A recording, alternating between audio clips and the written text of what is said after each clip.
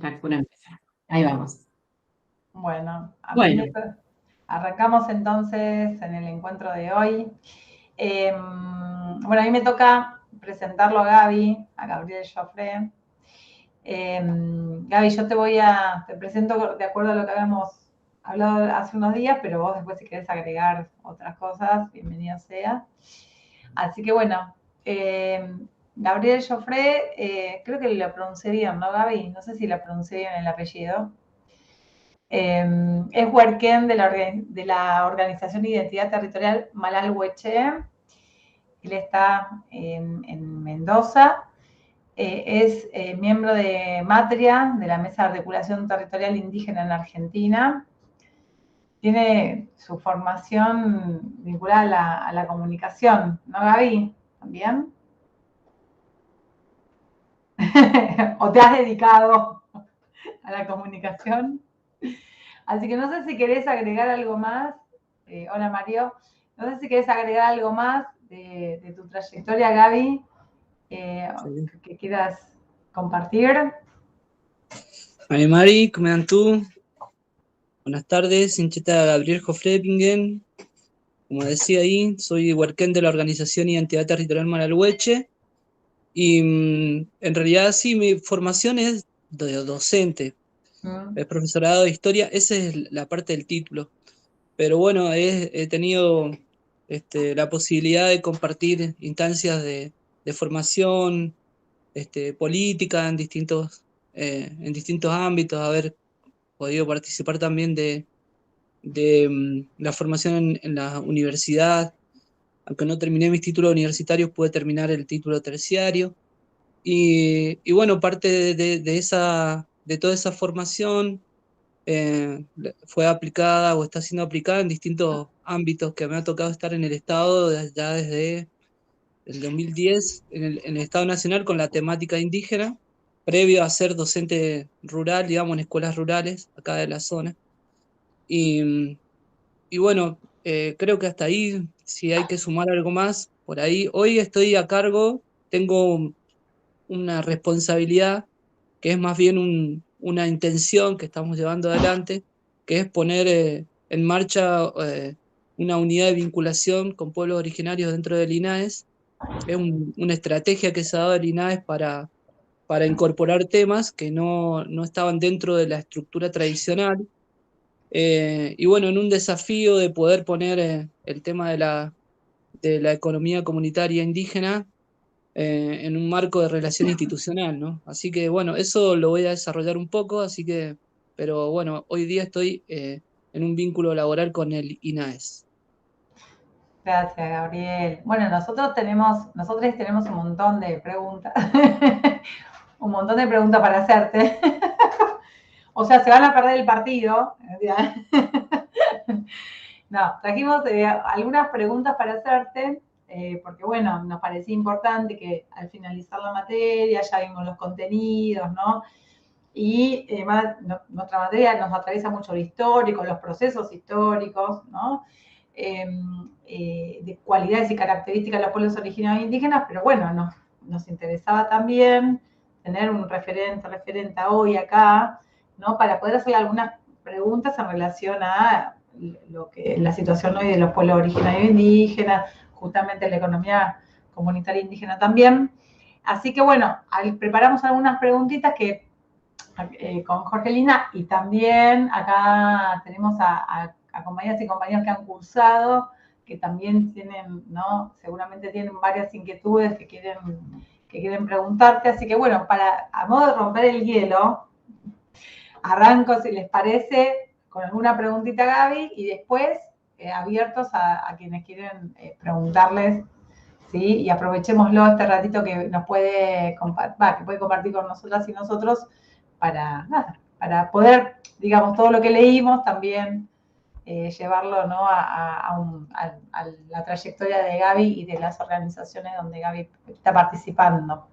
Bueno, primero y principal, sobre tu trayectoria, ¿no? Esto de cuando vos hablas de la organización territorial, de la Organización Identidad Territorial Malal-Hueche, de qué significa, cómo la definen y en qué consiste esta organización e identidad territorial Manalhueche, ¿no? ¿Sí? Ahí hay dos dimensiones que es importante, por lo menos de parte nuestra, entenderlo. También hay otras organizaciones mapuches territoriales. Nosotros, como hemos sido uno de los últimos procesos territoriales de reidentificación, reorganización en el territorio, nos hemos dado la condición de trabajar, por un lado, una dimensión de recuperar la organización tradicional, histórica de nuestro territorio antes de la invasión, digamos, ¿no? De lo que es conocido como la conquista del desierto. Hasta ese momento, el pueblo mapuche tenía una forma de organización que, como digo, hasta el momento hay espacios donde se están retomando y hay espacios donde se han reorganizado esas formas, actualizado también se puede decir. Nosotros hablábamos de un Futelmapu o de un gran espacio de ordenamiento en el territorio, de actividades y de relaciones. El Futelmapu estaba constituido por una Yarrewe, que era un conjunto de rewes y de lofches, que son núcleos de familias organizados en distintos territorios, los lofches, que hoy se puede traducir como comunidad en términos jurídicos, y los Yarrehues reunían a esos lofches se reunían en rehues, son lugares donde se reconocía la autoridad de un lonco, un cabeza de ese territorio, y después se organizaban en esa Ayarrehue o en ese núcleo de 9 rehues. Esa organización tradicional mapuche fue totalmente afectada con el avance de la invasión, pero también en el caso de nuestro territorio, al ser un territorio de frontera con la colonia durante 300 años aproximadamente, o sea, desde que llega el proceso de conquista llega a la zona de Huentota, a lo que actualmente es Mendoza, capital, digamos, ¿no? Bueno, hubo una relación ahí hacia el centro de la provincia, lo que se conoce como el Valle de Uco, Biluco, le decimos nosotros, es el territorio de confluencia entre el pueblo mapuche y el pueblo huarpe, y como el pueblo huarpe había tenido esa relación con Altahuantinsuyu, que también todo el desarrollo quechua aymara, bueno, cuando llega la conquista, que llega justamente a través del Tahuantinsuyu, ¿no? Utilizando toda la estructura del Tahuantinsuyu, llega y se sostiene en un límite. Del lado de Argentina es el Valle de Uco, y del lado de la actual Argentina, digamos, del actual Chile, es lo que se llama la frontera del Biobío, que se estableció. Allá por 1560, 1540 se empiezan a establecer. Entonces nosotros tuvimos casi 300 años de convivencia. En el caso nuestro, eso implicó un montón de modificaciones que tienen que ver también con una forma distinta que traía la colonia de relación con el territorio, ¿no? La cuestión productiva, cómo la Europa había desarrollado sus actividades y cómo nosotros desarrollábamos otra actividad. Entonces, en esa mezcla decidimos darle esa dimensión de organización tradicional. Y por el otro, una organización política con características de organización política social actual, digamos, ¿no? Nosotros tenemos una forma de reunirnos en determinados momentos del año, cada comunidad o cada lofche que le decimos tiene su propia autonomía, digamos, son núcleos de familia, a veces una familia nuclear, o sea, varios hermanos, a veces son distintas familias que están comparten un territorio de vecindad y que lo que hacen es reunirse para demandar concretamente los territorios, digamos, eso es el centro de nuestra disputa ya como una organización política actual, y en esa organización política actual sumamos aspectos como los equipos interculturales. Entonces también eso ha permitido también tener un nivel de cercanía con gente no mapuche que se vincula, en el caso de los abogados en particular, por el caso de muchas compañeras que se acercan, no es que sean parte de la organización en sí, sino que se nuclean a través de un equipo en tareas específicas, porque bueno, los ejes de trabajo, ya como una organización desde el presente y en función de las formas que se han estatuido las jurisdicciones del Estado, los municipios, las provincias, el Estado Nacional, todas esas jurisdicciones hacen que nosotros también tengamos que darle una forma propia también a la organización, y en distintos ejes, ¿no? El tema ambiental, el tema territorial, el tema económico, el tema educativo, cultural, digamos, ¿no? Entonces, bueno, esas dos dimensiones, una una mirada hacia atrás diciendo, bueno, esto es en este punto quedamos cuando estuvo la invasión y lo vamos recuperando, pero vamos avanzando también en función de una dinámica como organización política que responde a esos desafíos de la actual coyuntura, ¿no? Entonces, también nos planteamos la relación con el Estado, también nos planteamos que nuestras autoridades son autoridades que deben ser reconocidas en ese grado por los Estados, como lo establecen todos los marcos normativos, ¿no? Así que, bueno, eso es la organización Maralhueche, entonces un poco tratando de, como dicen en algunos términos, eh, algunos también referentes también de los movimientos sociales en América Latina, digamos, avanzar recuperando, ¿no? O sea, tomando todo aquello que de alguna manera hemos sido despojados con una mirada hacia adelante, avanzando también implica que una característica también del pueblo mapuche en particular, ustedes saben que el pueblo mapuche cuando llega el conquistador, el caso concreto del Efrario, el primer toqui que se rebeló contra la invasión colonial, él estuvo digamos, fue el paje o el criado de Valdivia, y entonces él aprendió, encontró el puyo, se acercó al espíritu del cahuel, del caballo, y bueno, los mapuches incorporaron al caballo de una manera mucho más rápida y con mejores condiciones. Esa característica de la incorporación de los avances tecnológicos para nosotros como pueblo es muy importante. Hay otros pueblos que no incorporan los avances tecnológicos, ¿no? Que sostienen su forma de desarrollo en el territorio en función de los espacios, porque ese espacio territorial le brinda todo lo que necesita. En el caso del pueblo mapuche, y como muchos pueblos también, digamos, tenemos una identidad muy en relación a ese territorio que es agreste, que implica constantemente tener que desarrollar nuevos instrumentos, nuevas herramientas para el desarrollo, para la vida en esos territorios. Entonces, también la tecnología no nos resulta extraño, digamos, ¿no? Así que, bueno, eso si se quiere, lo más sintético para presentar la organización. Si quieren, les comento un poco de la estructura, que es básicamente un Sí, consejo de sí. autoridades, un consejo de autoridades que cada 4 meses, 3, 4 meses nos reunimos en determinado momento del año.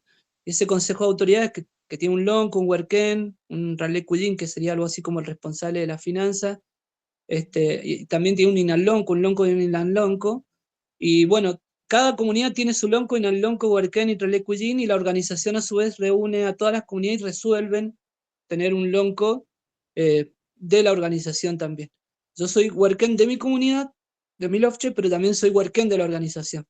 Y la organización tiene como, le delegan las comunidades ciertas acciones de carácter más público, acciones judiciales también, defensa, sobre todo en los judiciales es muy importante, en lo ambiental también, en toda la demanda administrativa, y también en lo político, ¿no? O sea, hoy por ejemplo, no sé, si se hace un proceso de afectación al territorio, no sé, la actualización de la ley de bosque fue hace 2 o 3 meses atrás, hay un proceso por el cual se deben comunicar a la organización comunica a las comunidades, las convoca un traún y ahí recién viene la autoridad del Estado a reunirse.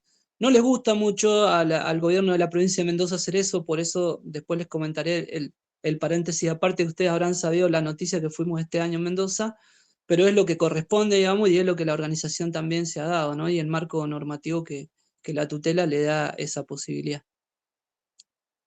Después, si quieren, ampliamos un poco, si alguien quiere consultar un poco más de la organización, ¿no? Respecto de Gaby, de justamente este tipo de representación o de figura, no sé si habían de decir representación de Huerquén, ¿cómo es que digamos, la comunidad designa al Huerquén o a la Huerquén? ¿Y por cuánto tiempo se extiende esta responsabilidad, ¿no? De llevar este rol en la comunidad, si se renueva, si es por rotación. Veréis. Sí, como decía, como nosotros estamos en un proceso de recuperación, hay una condición ancestral, que eso en realidad nosotros estamos en ese proceso, ¿no? Pero las comunidades distinguen las características, ¿no? Entonces, por a veces es indistinto si es hombre o es mujer, es indistinto si es joven o es adulto o es mayor, pero sí hay un grado de reconocimiento, por ejemplo, de lo que es la sabiduría de los mayores, ¿no? Que es lo que implica ese rol, y también cómo acompañar. Entonces de ahí cada comunidad resuelve, digamos, ¿no? El que tiene más condiciones para estar y con el tiempo necesario para responder a la demanda actual. Y otra cosa, digamos, eso es como la organización más actual, y la organización más tradicional. Los loncos son mujeres o hombres que sostienen un grado de autoridad en relación con sus núcleos familiares o con sus núcleos de vecinos o de marcos de relaciones territoriales. Ese proceso es un proceso de reidentificación, se dice, o reorganización territorial, y justamente también para nosotros es un problema los momentos de estas oladas de discursos de odio y de discriminación, porque retraen, digamos, esos procesos, ¿no? Porque que complican, digamos, no solo acá en Neuquén, en Río Negro, en todos los lugares donde está el pueblo mapuche, o en todos los lugares donde están los pueblos indígenas, resulta complejo eso, porque después se pone en discusión, ¿no? En qué grado esa autoridad es reflejada hacia el Estado. Entonces ahí está la dinámica esta más actual, ¿no? Los mandatos, cada comunidad tiene su estatuto, sus pautas propias de convivencia, de relación. La organización también tiene un estatuto y determina así un ciclo que generalmente lo pide más que nada la administración, que es este tema de tener un ciclo de 2 o 3 años de renovación de las autoridades. Eso depende de cada comunidad. En el caso de la organización, esa formalidad está, pero cada futa tra uno, cada encuentro que tenemos nosotros, se ratifica, se rectifica o se modifica el Consejo de Autoridades. Y eso, cada vez que nos reunimos, cada 2 o 3 meses, 4 meses, y hacemos ese Futatraún o ese parlamento, se ponen a disposición todos los cargos nuevamente. Por más que después haya que completar igual la forma administrativa, ¿no? Entonces, eso es la forma que nos hemos estado dando entre poder sostener y recuperar ese proceso propio, tradicional, resguardarlo también y responder a las demandas actuales también frente al Estado. El Estado siempre te pide una personalidad jurídica, siempre te pide, digamos, marcos administrativos y bueno, en el grado de organización de las comunidades hoy, eh, bajo el proceso más que nada que se da en el INAI, no están las exigencias ni del libro de acta, ni del libro de cuenta, ni nada de eso, como es una asociación civil o una cooperativa. Pero bueno, nosotros igual lo hacemos, hacemos igual esos procesos, sobre todo para cargarnos de prueba y cargarnos de contenido, digamos, a la organización de fuerza al momento en que el Estado pone en duda, porque siempre emerge eso, ¿no? El Estado en sus 3 poderes, ¿no? En el poder ejecutivo, legislativo y sobre todo el judicial, ¿no? Que hoy día es donde más se ha concentrado la intención es de poner en duda los procesos de representación y de organización. No sé si por ahí va la pregunta o si hay que... Sí, sí, Gabriel. Sí, venimos viendo en la materia justamente, a diferencia quizás de otros sistemas representativos liberales, digamos, esta idea de que el rol de autoridades tiene que ver con un servicio a la comunidad, que la soberanía se encuentra en la comunidad y que el desempeño, digamos, del cargo de conducción, si se quiere, realmente se lleva adelante como un servicio hacia la comunidad. Entonces, era un poco preguntarte en la práctica, eh, que nos cuentes tu experiencia. No sé si para ustedes, muchachos, quedó claro ese aspecto. ¿Quieren me echar alguna consulta, alguna inquietud que les surja? Tenemos un montón de preguntas con Vale, pero queremos dar lugar a que también ellos No, y yo, ellas... yo por ahí preguntar el tema que decía Gabriel en el ámbito judicial, que decía por ahí el que más conflicto trae, cómo es las relaciones entre por ahí lo que estamos por ahí acostumbrados más en el mundo judicial o de las normativas o leyes en el mundo no sé, occidental, liberal, y bueno, cómo eso después se traslada a las organizaciones y cómo se da también con la gente que es parte de las organizaciones y esa ida y vuelta y los conflictos que eso puede traer también, ¿no? Peley, sí, hoy estamos en ese centro, digamos, ¿no? En la provincia de Mendoza, pero para no ir sobre ese punto, quiero comentarte más desde lo conceptual El término, digamos, que hoy en Argentina existe y que es origen del convenio 169 de la OIT, porque la reforma de la Constitución del 94 se da en el marco en el que se estaba poniendo en marcha el convenio 169, el concepto de preexistencia y autopercepción o autoidentificación. Y entonces, en el caso de la preexistencia, y cuando lo desarrolla el convenio, dice: los pueblos indígenas tienen derecho a ser consultados o a ser reconocidos, digamos, su grado de autoridad en el marco de sus propias organizaciones, de las organizaciones, las formas que se den, digamos, ¿no? En sus propias organizaciones, sus propias formas de organizarse. En ese sentido, porque hay una diversidad, no todos los pueblos tienen procesos, hay unos que están hacia un lado, hacia el otro, que se replantean eso, ¿no? Algunos que, por ejemplo, en el caso del pueblo mapuche, planteamos el estatuto autónomo y que las autoridades se nombren con su denominación tradicional, lonco, huerquén, que serían como un presidente, secretario, vicepresidente, en función de poder responder a ese grado de demanda del Estado, ¿no? De esta idea del Estado de que la igualdad, ¿no? A veces es muy complejo de resolver, ¿no? Porque entonces somos todos iguales ante la ley, entonces ¿por qué los pueblos indígenas tienen derechos diferentes? Y básicamente porque fuimos pueblos que fuimos avanzados en nuestro territorio, y el concepto de preexistencia establece que los estados avanzaron sobre nuestras formas de organización.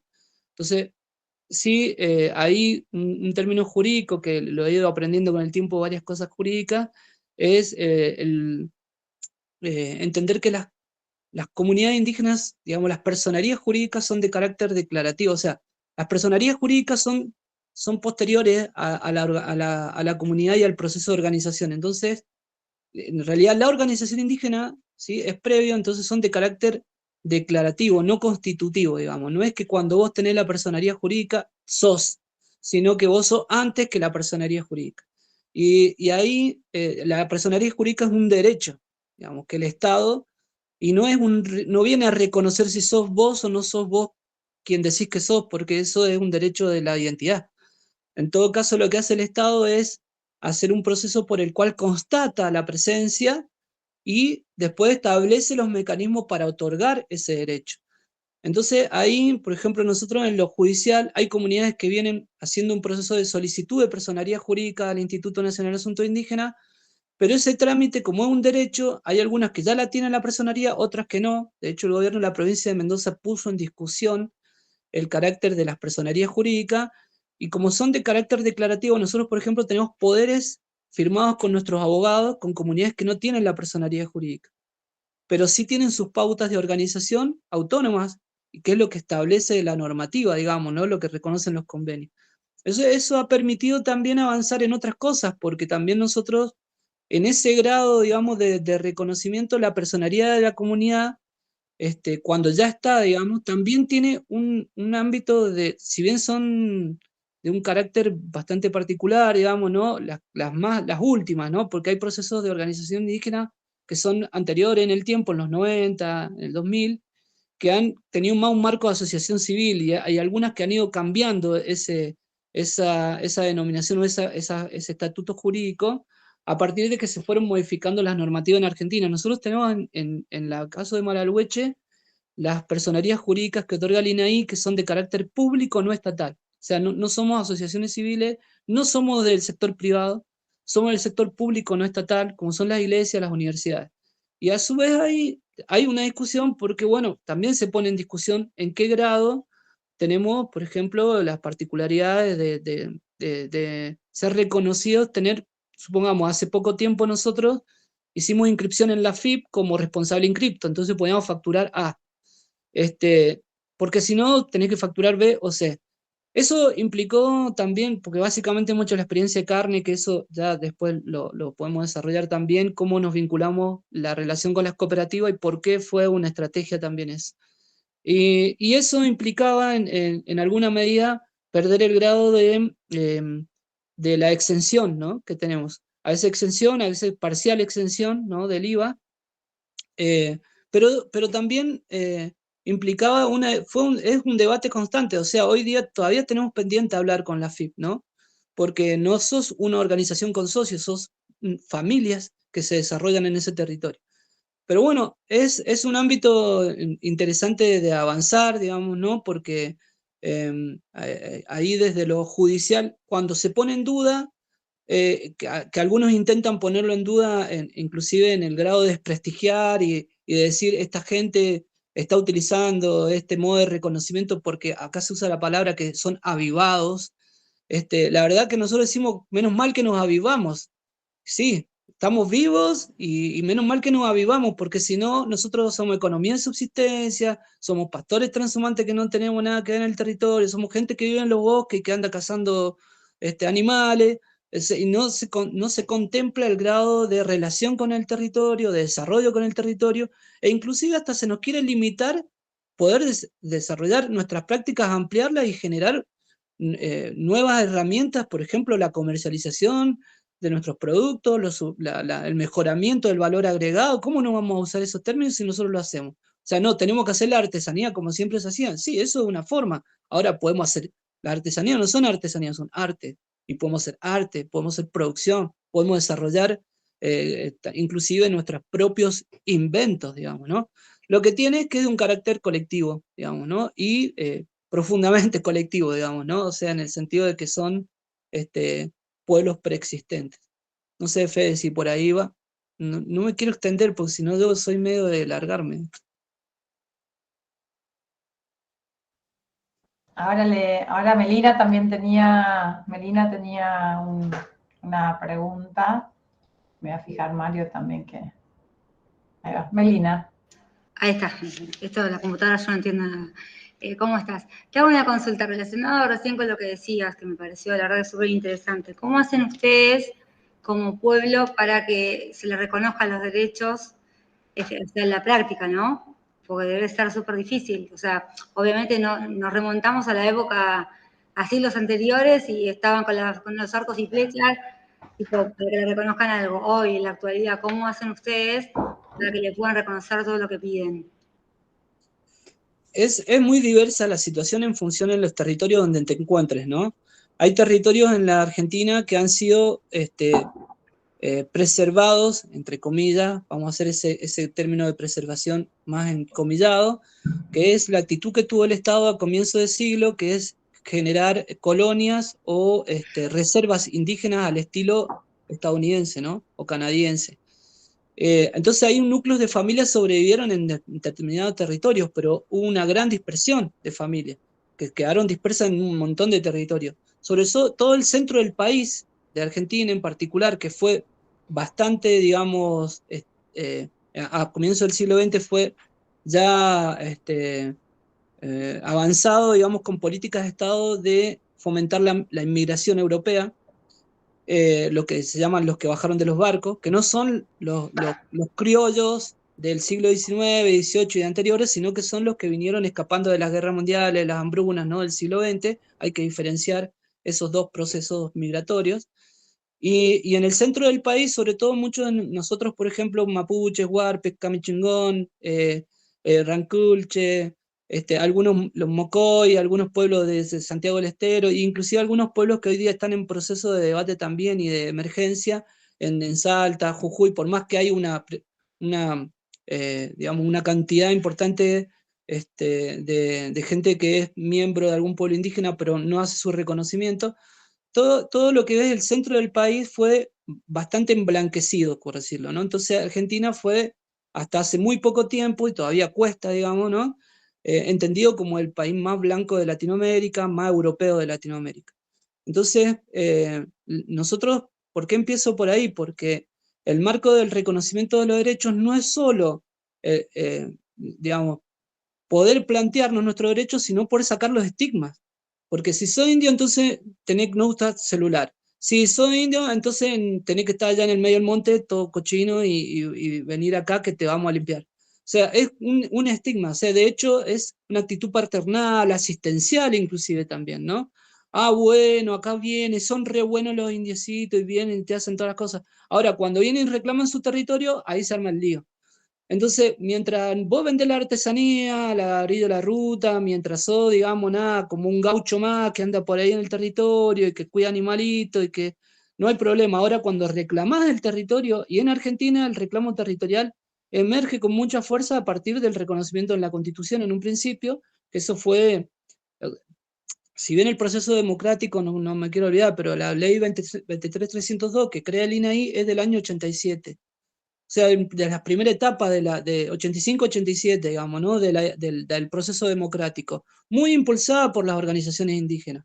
Y la reforma del 94 también fue muy impulsada por las organizaciones indígenas, por las autoridades, ¿no? De los distintos pueblos a ese momento, reconocida entre 9 a 13 pueblos en Argentina hasta el año 2000, hoy son más de 40 pueblos. El impulso que se le da cuando el convenio 169, vieron que es ley en Argentina desde el año 91, 92, pero como Argentina no ponía la cuota, no lo ratificaba, recién lo ratifica en el 2000. Y al 2001-2002 empieza a sesionar eso en Argentina. Y eso le da un impulso porque, como le decíamos, como era muy blanca Argentina, acá ya no habían indios. Entonces empiezan a emerger las demandas indígenas en distintos contextos, en contextos de ruralidad y en contextos de urbanidad. Lo más complejo se da en la ruralidad porque justamente esos lugares más preservados, con mejores condiciones, los más olvidados en el medio de la meseta, donde supuestamente alguna autoridad del Estado dicen ahí no vive nadie, ahí viven comunidades mapuche o comunidades indígenas, ¿no? En pleno de la puna allá no ve nadie nada, hasta que no ven una cholita atrás de la llama, hasta que no ven un peñi que anda, digamos, recorriendo y volviendo y comerciando. Entonces, el reclamo de los derechos se establecen distintas estrategias. En particular, nosotros nos concentramos, como nuestro proceso más reciente, estamos hablando de los 15, 20 años atrás que nos empezamos a organizar, pusimos en eje dos cosas. Uno es la defensa jurídica, establecimos un equipo de trabajo con abogados, y la otra es un eje que es territorial, digamos, defensa territorial específica con el marco normativo, y la otra es lo ambiental, que es todo un marco muy interesante porque eso, inclusive nosotros hemos puesto en discusión a todo el eje de desarrollo que venía con los pueblos indígenas, que era súper asistencial. Entonces siempre nos daban programas para mantenernos en la pobreza, digamos. Entonces nosotros decíamos, la variable ambiental la tienen las empresas petroleras, las empresas extractivas, todos tienen variable ambiental y les dan estándares, bueno, nosotros también. Entonces empezamos a trabajar la variable ambiental, a incorporarla a los procesos de, digamos, de programas de acompañamiento, si se quiere, en el desarrollo en los territorios, ¿no? Productivos. Entonces nosotros tenemos como esos ejes, lo jurídico, el desarrollo productivo territorial y el ambiental. En particular, en nuestro territorio nos hemos concentrado en eso, digamos, ¿no? Para corrernos de la folclorización, para corrernos de un debate a veces siniestro, que a veces nos expone, digo, en las escuelas, hemos intentado la interculturalidad, no se puede tan fácil porque hay mucha resistencia, sobre todo de los docentes en realidad.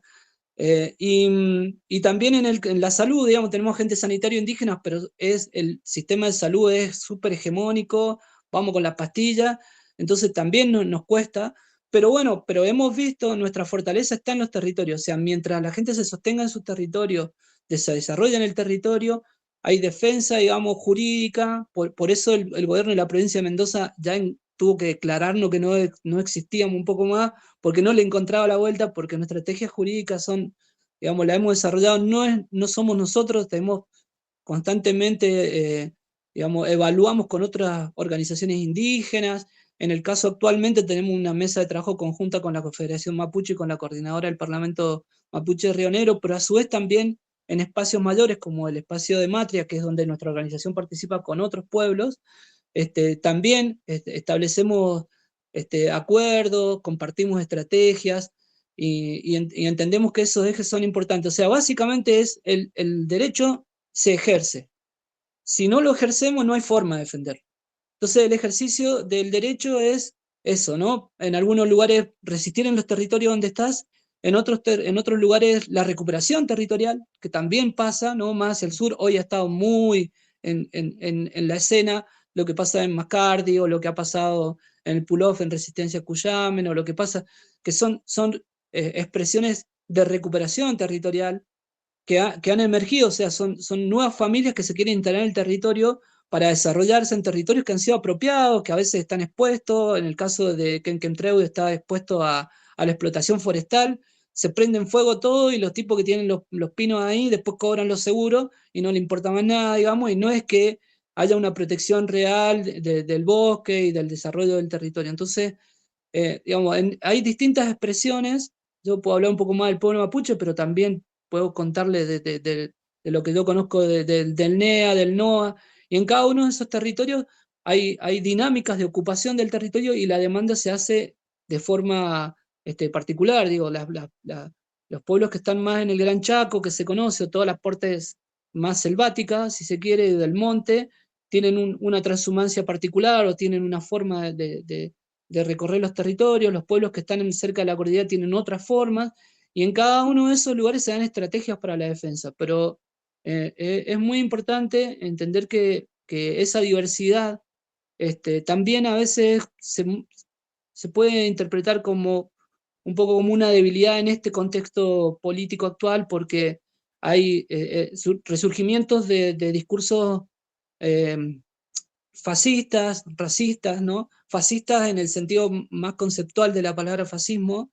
que son, digamos, discursos nacionalistas, ¿no? Nacionalistas xenófobos, y que lo que producen también es como una presión constante sobre estos procesos porque reclaman la soberanía del Estado argentino y ponen en discusión que los pueblos indígenas plantean, digamos, la dispersión del Estado, la fragmentación del Estado, a lo cual todos nosotros siempre respondemos que estamos reclamando lo que dice la Constitución argentina, no lo que dice la Constitución peruana, digamos. O sea, no estamos discutiendo, y de hecho tampoco eso implica que ningún pueblo se ha dado un proceso en sí de autonomía territorial en grado de separación o de separatismo del Estado argentino.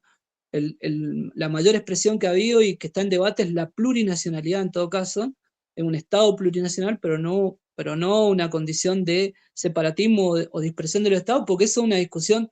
O sea, yo, disculpen, estoy en una provincia que es muy particular. Tenemos ahora un gobernador electo que se llama Alfredo Cornejo, que desarrolló el Mendoexit, que dijo que Mendoza se tenía que separar de Argentina, ¿entiendes? O sea, y el tipo es gobernador.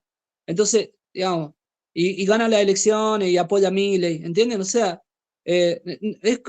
digamos, hay que entender y poder poner en la mesa siempre todo para ver, viste, cómo picamos, cómo comemos y cómo nos nutrimos, digamos, de eso, porque, bueno, los pueblos indígenas hoy día tenemos un marco normativo, esos marcos normativos ponen en situación a los estados, en el marco internacional también, y bueno, como te digo, las estrategias son muy diversas. Nosotros si tenemos que irnos al territorio a defenderlo, lo defendemos, pero tenemos permanentemente presentaciones administrativas por todos lados. En el caso nuestro somos de presentar todas las notas que tengamos que presentar, para que después no vengan y nos digan, no presentaste la notita en la oficina X de la nota. Sí, la presentamos en todos lados. Ahora está la pelea, bueno, vamos a la justicia, y por eso la justicia en muchos casos ha tenido que resolver a favor nuestro, en grado sobre todo de los desalojos y de las presiones, y bueno, han tenido que inventar en Mendoza esta idea de decir que ya no somos originarios de Argentina para intentar bloquear la demanda que hemos generado en el marco de la normativa. Nosotros siempre decimos, nos hemos manejado siempre en el marco de la Constitución y en el marco de las leyes vigentes. No somos realmente los que hemos forzado la legalidad o somos ilegales, digamos, ¿no? Gracias. Gracias, Gaby. Ahí Cecilia levantó la mano, que parece Cecilia que estuviera en la misma casa que Gaby, por el techo, porque están los Compartimos dos el mismo cerca de la techo. cordillera. El mismo techo. Sí. Hola, Gabriel. Perdón que llegué tarde. Te vine escuchando desde el auto y ahora en casa. Primero, gracias. Gracias por tus palabras. Nos enseña, no sé, es como también, digo, desde la materia, hago esta introducción un poco, conocer también lo que uno vive. Yo vivo en el sur, vivo cerca de lo que nombraste, de Mascardi, de Colonia Cusamen, y trabajo en una escuela secundaria, y te iba a preguntar justo, y lo nombraste, a la educación intercultural, bilingüe, bueno, que la escuela donde trabajo son escuelas seleccionadas, bueno, y tratamos de hacer, y dentro de los estudiantes hay muchos con origen de pueblos originarios, pero que no se autoperciben, digamos. Y acá hay una historia que hay que revertir un montón porque acá fueron silenciados desde la primaria, maestras que vinieron de afuera y dejaron, prohibieron la lengua. Entonces hay todo esto y estos son nietos de esas personas que se prohíbe. Bueno, entonces uno viene desde la ciudad y te digo lo que me pasa a mí también, no, pero ¿por qué? Que la lengua, que esto, y se nos escapa esto que vos decís desde las raíces, ¿no? Acá también la gente está diciendo, no, son chilenos, no somos mapuches, son chilenos. Bueno, ¿y cómo hacer? Y vos lo mencionaste, es muy complejo en las escuelas. Y quería preguntarte un poco de eso. ¿Qué les resulta complejo? Digo, los docentes, claro que muchas veces venimos de afuera, capaz que eso sea un poco la traba, pero capaz haya que capacitar. Digo, no sé, te lo pregunto a ver qué es lo que surge también desde la comunidad de ustedes y cómo lo ven a esto, porque me parece importante ese espacio, digamos. Feliz. Un primer dato que es interesante, por acá se discute, viste, Mendoza, dicen que nosotros somos chilenos, y dice, Mendoza fue parte de la Capitanía de Chile hasta el año 1760, que se disolvió el Virreinato del Perú y se hizo el Virreinato del Río de la Plata. Entonces, los mendocinos son más chilenos que los mapuches. Entonces, pero también por el otro lado, digamos, porque ese debate histórico es, nosotros lo que hemos hecho para reforzar, porque no podemos llevar así nomás el ámbito de discusión a las escuelas, imagínate que estamos bajo esas presiones, digamos, constantes, una directora poniendo que los mapuches son chilenos, o las censistas docentes que no querían censar lonco la comunidad porque le decían, no, pero usted no puede ser mapuche. En todo caso que sea de otro pueblo. Bueno, sí es de un pueblo originario, le pongo, pero no quería que... Entonces se le enojó diciendo, bueno, ponga lo que usted quiera, ¿viste? Porque era una cuestión de... Entonces, digamos, te cuento anecdótico lo más cercano en el tiempo, pero nosotros decíamos, bueno, busquen, ¿saben? Ahora que estamos en este de Googleen, Googleen, ¿qué es la palabra Chile? ¿De dónde viene la palabra Chile, no? Pues no sé si ustedes han googleado de dónde viene la palabra Chile. Alguno debe saber. Nos mandás a googlear también. Nos mandé a googlear. La palabra Chile es de origen aymara, quechua aymara, pero es muy cercana a la palabra Willy, que si vos estás en el sur sabrás que son los huiliches o los Willy. Willy es el sur. Y Chile es el sur. Pero el sur en el sentido de los lugares donde hay nieves y frío. Entonces, en ese sentido, y en el sentido de la definición de qué es lo que es Chile, todos los que están hacia el sur del Tahuantinsuyo, más allá, digamos, del Collasuyo, ¿no? Porque era el lugar, la zona sur del Tahuantinsuyo era el Collasuyo, ¿no? Donde están los collas. Que por eso también hoy hay pueblos que en su momento todos los reconocían collas, pero empezaron a decir, pará, pero somos un pueblo particular. Estábamos en el Collasuyo, pero somos Omahuaca, somos Friscara, somos Atacama, somos Lule, o sea, no somos todos collas, en el sentido de que somos de un pueblo colla. Sí hay un pueblo colla, sí, pero es el Collasuyo. Entonces ahí hay debates que son interesantes de poder entender, porque eso se tiene que desarrollar también. Nosotros acá en el norte del territorio mapuche somos picunche, pero también como avanzaron los loncos pehuenche en la última defensa del territorio antes de la invasión, entonces también tenemos nuestro origen pehuenche, por más que no somos de la zona del Pehuen, digamos, no hay Pehuen acá, pero sí, o sea, Araucaria, pero sí reconocemos nuestro origen pehuenche, puelche, porque somos de este lado de la cordillera, entonces somos del Puel. Y esas cosas básicas a veces deburran gente, porque la verdad que, porque para llevar el debate más a un plano de que algunos creen que la cosa empezó cuando se le dijeron a Toc que eran argentinos y punto. Y yo le sigo insistiendo en algunos casos que a veces, viste, somos el mejor país porque ganamos el mundial y al rato soy el peor país porque me quiero ir en la salida de Seiza, viste. O sea, entonces, digamos, hay que entender cuál es la condición de discusión de la identidad y de lo que hoy estamos, inclusive estas identidades nuevas, digamos, nosotros decimos, no porque son mapuche no puede ser ingeniero, o no puede ser miembro de la asociación que cuida perros, no sé, o no ser, digamos, hay procesos, las identidades son procesos súper complejos, dinámicos, pero bueno, el proceso de las identidades ancestrales, culturales, es muy profundo y va surgiendo.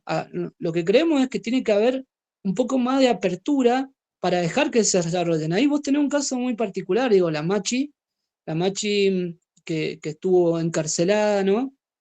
Ella era una niña Betiana. betiana, claro, que la llevaban a todos lados y que no le podían entender del todo qué le pasaba, porque porque van emergiendo, digamos, los Puyu, o sea, y el Gen, o sea, las fuerzas internas, la transmisión, y las responsabilidades frente en el momento en que vos estás, que aparecen en la comunidad, tienen que ver con esa condición comunitaria, digamos, con que todos lo puedan reconocer.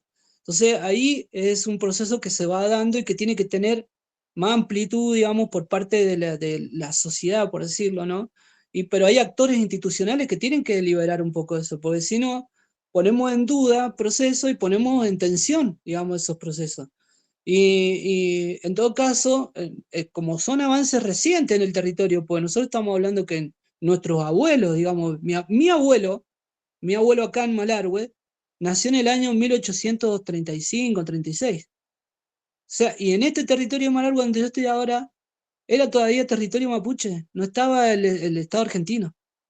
Entonces, y es mi abuelo, digamos, ¿no? Y yo ahora voy a cumplir 50 y hemos pasado 2 generaciones sería. Mi padre y yo, digamos, ¿no? Generación en el sentido de padre, abuelo, hijo, digamos, más allá de entender que 25, 30 años, cuántas generaciones, no. O sea, no es tanto. No es, si es por relación familiar, ¿entiendes? Sí que nosotros vivimos muchos años, capaz son más estiradas los tiempos para entender las relaciones generacionales. Pero eso emerge, porque es así, en los hijos de nuestro hijo vamos a resurgir, decía Calfucurá, porque es una transmisión. Por ejemplo, las formas que tienen de transmisión nuestros mayores es cómo levanta ese puyo, cómo se cuida para que esa persona sea mañana una autoridad tradicional de tal tipo, ¿no? En el caso de una machi, por ejemplo, de un machi es eso, ¿no? Tiene que darse las condiciones, si no puede ser un enfermo mental, o puede ser una persona qué sé yo, frustrada totalmente porque no ha podido desarrollar su fuerza, su espíritu. Entonces, y eso pasa en la mayoría de los pueblos, emergen eso, por eso persisten las relaciones comunitarias a pesar de vivir en el medio de las ciudades a veces, ¿no? O sea, persisten las relaciones de parentesco, las formas, ¿no? Y por eso muchas veces hay gente que se siente tan bien cuando se viene y se junta con alguno de nosotros, nosotras, ¿no? Gaby, tomo este Sí. tema que vos acabás de decir que me parece fundamental y que nosotras, viste, lo vamos viendo hacia el final de la materia justamente porque estamos hablando de prácticas ancestrales, ¿no? Y vos justamente estás mencionando cómo, ¿no? Pese a que pasó la conquista, la colonización, bueno, y todo, digamos, y todo lo que han padecido nuestros pueblos originarios a lo largo de la historia, ¿no? ¿Qué es lo que permite que pese a todos los procesos que han pasado y sufrido nuestros pueblos originarios, sí, continúen y sigan, digamos, reproduciendo esas raíces, ¿no? Ancestrales, ¿no? ¿Cuáles son? Yo pienso en resistencias, ¿no? En acciones de resistencia y de lucha, pero vos que venís, ¿no? Que sos parte, ¿no? Y que estás muy involucrado no solamente en tu comunidad, sino después está bueno que comentes también Matria. ¿Qué es lo que ustedes como pueblos originarios permiten? ¿Qué permite que hoy esa llama siga encendida, digamos, ¿no? De esa ancestralidad, de alguna manera. Sí, bueno, primero que es la relación con los territorios. La relación con esos territorios es la fortaleza. O sea, la identidad no es tal si no está en relación con ese territorio. O sea, esa gente que pobló las orillas de la ciudad vuelve constantemente a sus provincias, a visitar a sus parientes o invita a uno de sus parientes para allá. Eso es constantemente, ¿no? Los paisanos decían, así se dicen algunos en los territorios también, y también lo ejemplificaba Atahualpa Yupanqui, ¿no? El que lleva el país adentro, porque va cada uno con su territorio, a compartir con el otro, ¿no?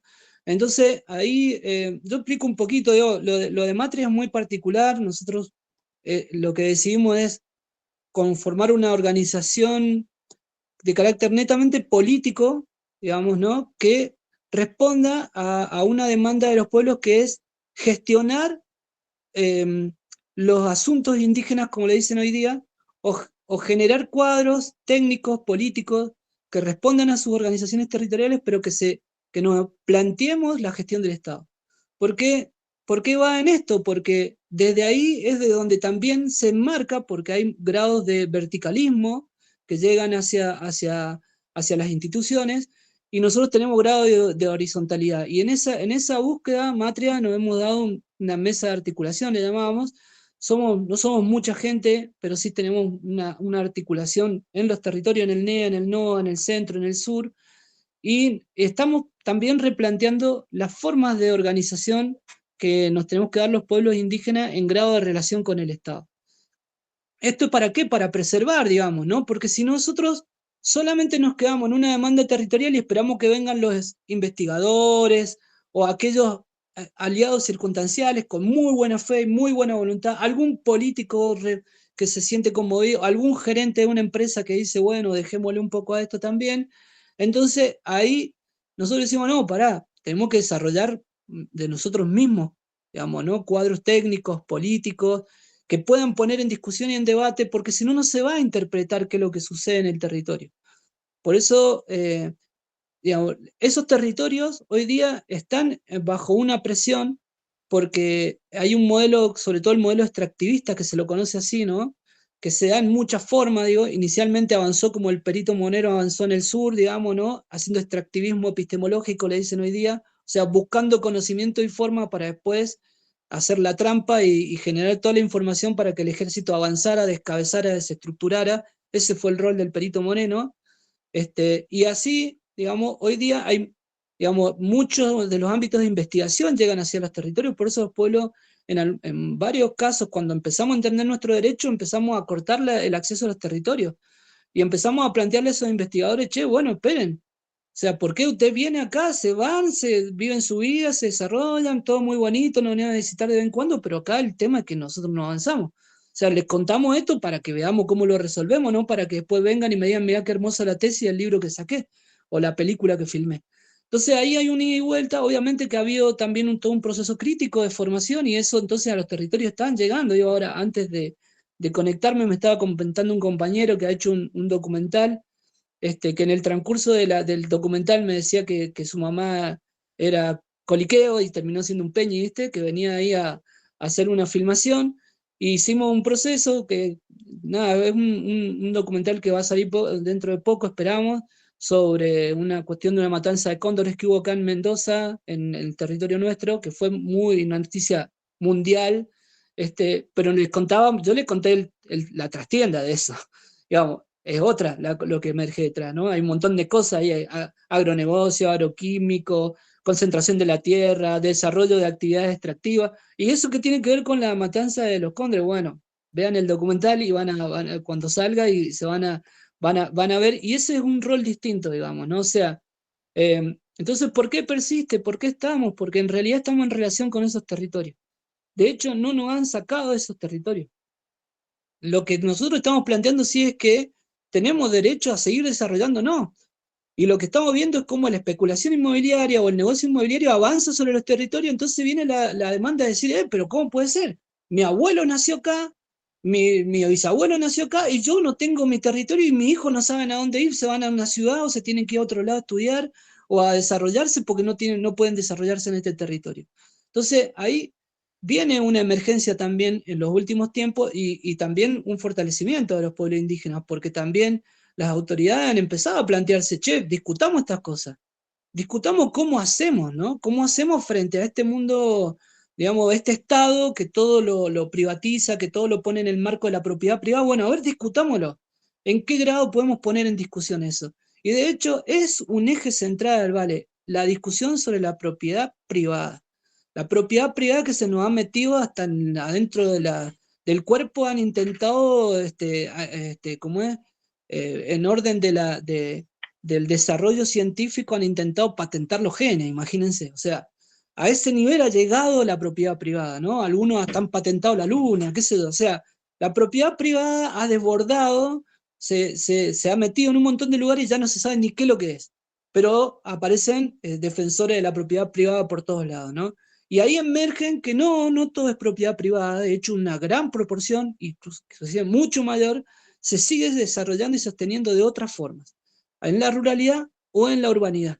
Y ahí empieza esa tensión y también fortalece, ¿no?, el proceso, porque también hay respuesta para los jóvenes, en un momento que estamos viviendo actual, tan denso, de donde vemos que la juventud está siendo llevada de las narices porque quieren meterle, porque quieren pensar, porque quieren discutir y les ponen cosas complejas y se creen que es complejo esto y vamos a dolarizar.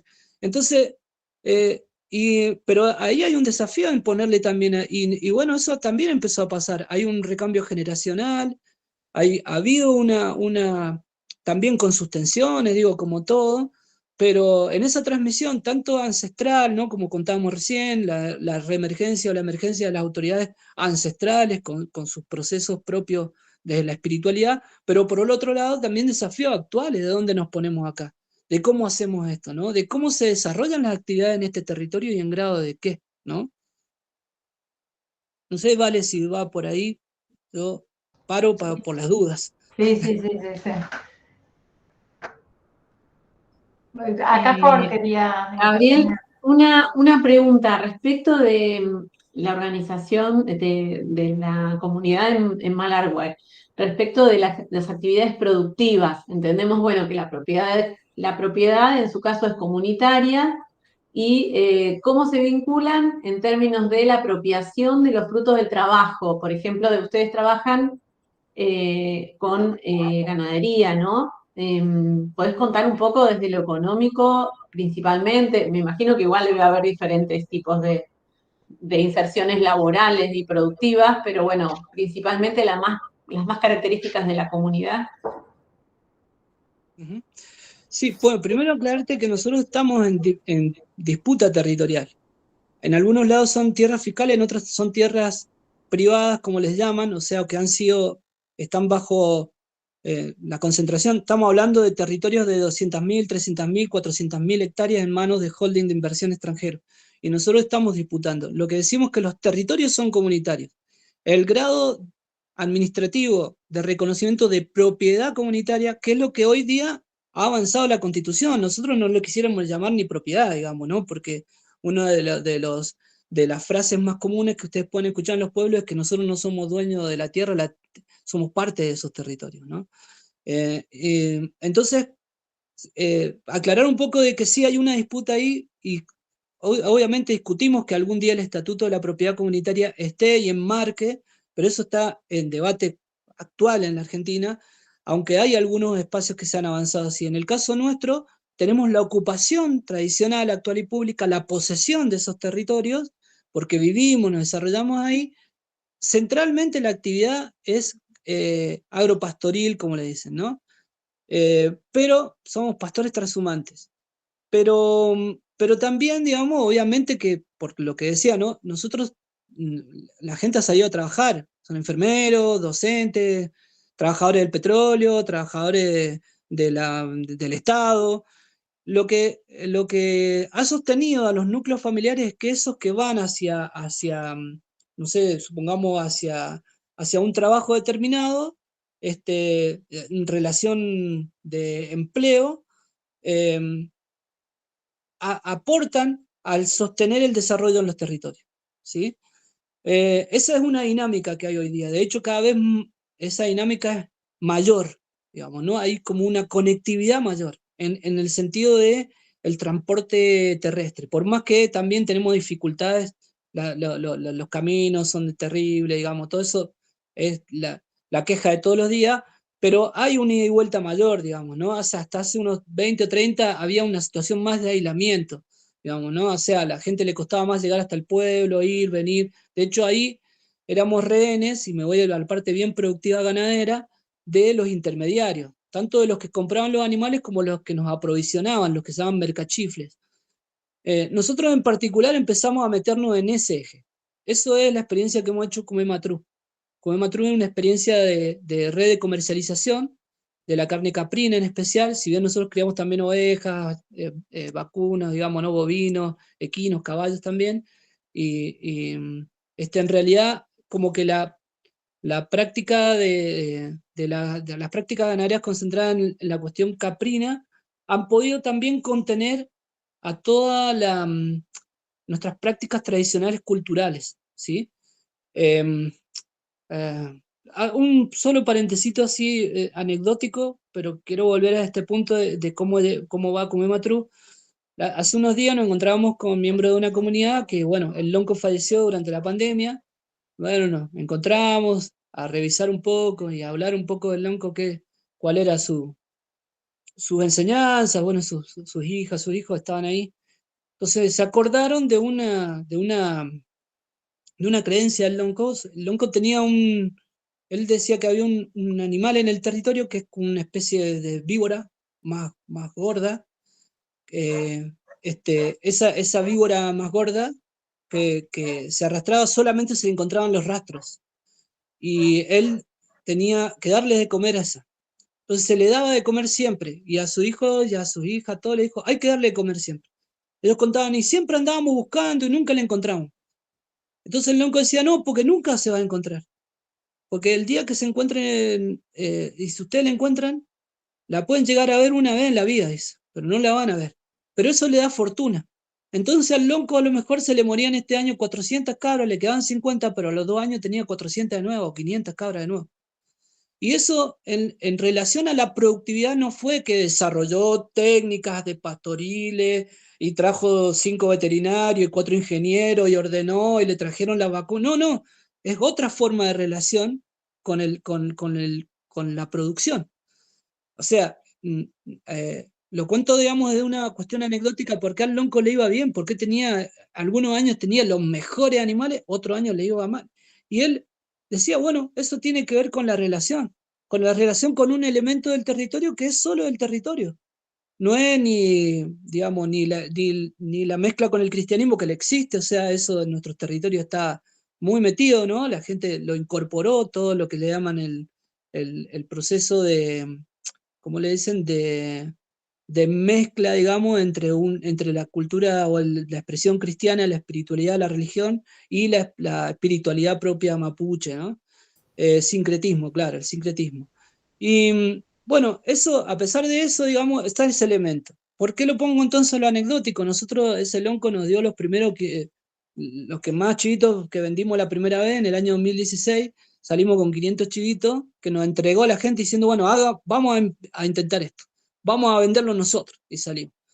Una vez más vamos a ver qué sale. Y empezamos a desarrollar una estrategia, primero con el INTA y con compañeros y compañeras que estaban también en agricultura familiar y en ámbitos, digamos, de relación con la economía social, empezamos a preguntarnos, ¿no? Porque nosotros somos productores de la economía social, porque somos pequeños productores, todo es economía social, pero nosotros nos consideraban economía de subsistencia.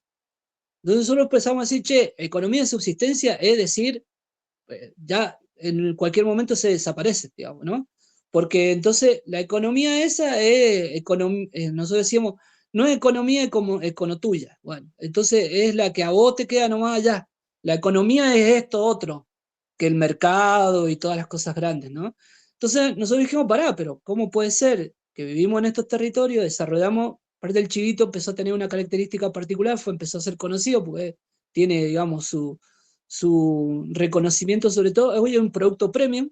Entonces vos producís en forma de economía social, pero el producto es premium. Se venden en los mejores restaurantes, tiene altísimos precios, es un alto valor de reconocimiento porque es totalmente orgánico, por decirlo, ¿no? O sea, nutricionalmente tiene, nada, el chivito que se vende, mamón en particular, o sea, que ha tomado solo leche de la cabra, y las cabras reciben a lo mejor una vacuna por año contra la brucelosis o algo así para contener un poco, pero inclusive hay gente que no vacuna todo el piño porque todavía tiene resistencia, pero son animales que se crían en el medio del campo, o sea, así.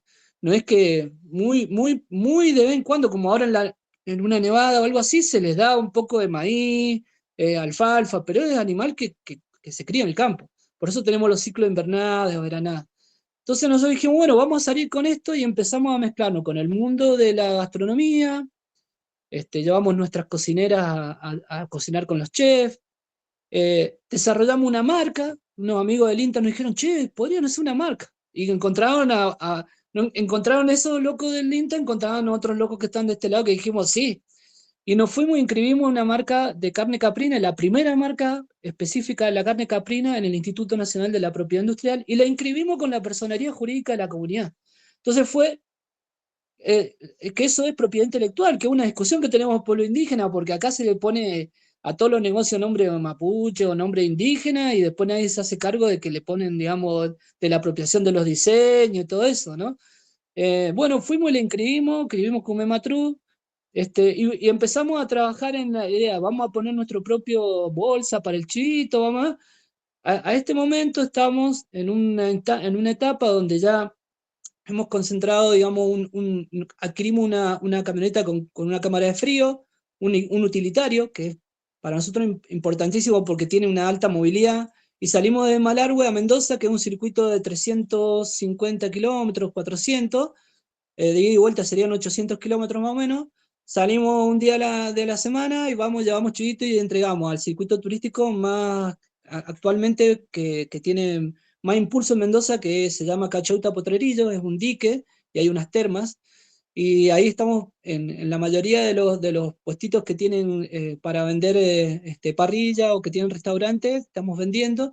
Y empezamos a trabajar con lo que se llama las bodegas de los caminos del vino, que hasta hace 10 años atrás Mendoza empezó con una experiencia de 20 bodegas que tenían restaurantes, ahora son 250.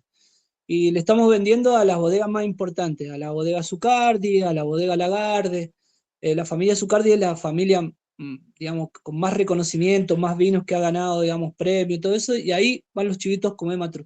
Entonces ahí, bueno, ahora estamos desarrollando los subproductos, hamburguesas, y tenemos el escabeche, que ya está empezando a tener una salida bastante particular, y estamos por terminar, nos ha costado bastante, pero estamos por terminar nuestra planta de producción, que es una construcción importante, de 30 por 20 metros más o menos, con todas salas internas, con condiciones también para las mujeres, que en particular son más las mujeres las que trabajan en esto. De hecho, el rol de la mujer ahí ha sido sustancial en todo esto de la comercialización. Lo hablo yo, pero tendrían que estar la mía acá, mis compañeras, contándoles también la experiencia. Algún día, si quieren escucharla de ellas, les pueden contar mucho más. Y bueno, eso, lo que nosotros siempre nos concentramos es que todo esto es para entrarle a un mundo en particular que tiene, a veces queda muy propenso a los mensajes estigmatizadores y todo. Y entonces nosotros le contamos, miren, ¿quieren saber por qué queremos pelear por nuestro territorio? Porque nuestro territorio brinda lo que usted está comiendo. Y de hecho lo que usted come es lo que nosotros comemos. O sea, usted está comiendo lo que nosotros comemos.